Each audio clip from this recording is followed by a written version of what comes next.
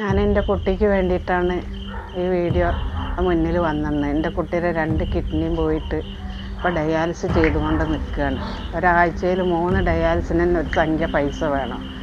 എനിക്കൊരു വീടും സ്ഥലവും ആളും 2 ആങ്ങളാരുള്ള അവർക്ക് കഴിവുമില്ല എന്നെ സഹായിക്കാൻ. നാട്ടുകാരായ ഞങ്ങളെല്ലാവരും കൂടി സഹായിച്ച് എൻ്റെ കുട്ടീനെ രക്ഷിക്കണം എന്നൊക്കെ അഭ്യർത്ഥിക്കാനുള്ളൂ. സുഹൃത്തുക്കളെ, ഞങ്ങൾ ഒരിക്കലും ഇതുപോലൊരു വീഡിയോ ആയിട്ട് നിങ്ങളുടെ മുമ്പിലേക്ക് വരണമെന്ന് കരുതിയല്ല.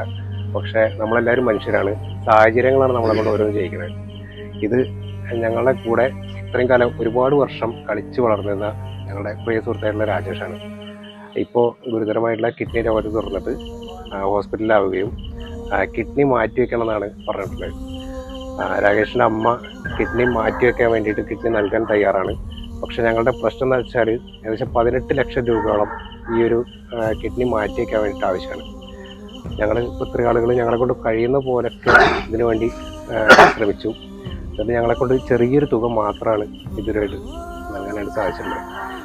ഞങ്ങളുടെ മുമ്പിലിപ്പോൾ നിങ്ങൾ സഹായിച്ചാൽ മാത്രമാണ് ഞങ്ങളെ കൂടെ ഞങ്ങൾ അതേ പ്രായമുള്ള ഞങ്ങളുടെ സുഹൃത്ത് ജീവിതത്തിലേക്ക് തിരിച്ചു വരുള്ളൂ. നമ്മുടെ നമ്പൂരിപ്പടിയിൽ താമസിക്കുന്ന രാകേഷ് 2 കിഡ്നിയും തകരാറിലായി വളരെ വിഷമത്തിലാണ്. അവൻ്റെ അമ്മ കിഡ്നി കൊടുക്കുക എന്ന് പറഞ്ഞതിൻ്റെ പേരിൽ അത് മാറ്റിവെക്കാമെന്ന് തീരുമാനിച്ചിട്ടുണ്ട്. അതിന് ഒരു 18 ലക്ഷത്തോളം രൂപ വരും. അത് ഈ വീഡിയോ കാണുന്നവർ എല്ലാവരും അകമഴിഞ്ഞ് അവനവനെ കൊണ്ട് കഴിയുന്ന സഹായിക്കണമെന്ന് വളരെ വിനയത്തിൻ്റെ ഭാഷയിൽ അഭ്യർത്ഥിക്കുന്നു. ഞാൻ ഈ എടയൂർ ഗ്രാമപഞ്ചായത്ത് ഈ വാർഡിലെ മെമ്പറാണ്. എൻ്റെ വാർഡിൽ നമ്പൂരിപ്പടിയിൽ താമസിക്കുന്ന രാകേഷ്, 36 വയസ്സ്. ഈ കുട്ടിയുടെ കിഡ്നി 2ഉം പോയി കിടക്കുകയാണ്. അതുകൊണ്ട് കിഡ്നി കൊടുക്കാൻ അമ്മ തയ്യാറാണ്. പക്ഷേ എങ്കിലും ഇതിന് ഭീമമായൊരു സംഖ്യ, അതായത് ഒരു 18 ലക്ഷം ഉറുപ്പോളം ചെലവ് വരുമെന്നാണ് ഇതിലെ ഡോക്ടർമാർ പറഞ്ഞിട്ടുള്ളത്. അതിന് അവരെ സാമ്പത്തികമായിട്ട് യാതൊരു അവർക്ക് വീടോ സ്ഥലമോ ഒന്നുമില്ല. അവർ നിൽക്കുന്ന അവരുടെ അമ്മാവൻ്റെ വീട്ടിലാണ് താമസിക്കുന്നത്. അതുകൊണ്ട് യാതൊരു രക്ഷയും അവരില്ല. നമ്മളെപ്പോലെയൊക്കെ ആൾക്കാർ ഇത് കണ്ട് സഹായിച്ചെങ്കിലേ ഇവനക്കത് അവൻ്റെ ജീവിതത്തിലേക്ക് കടന്നു വരാൻ കഴിയുള്ളൂ.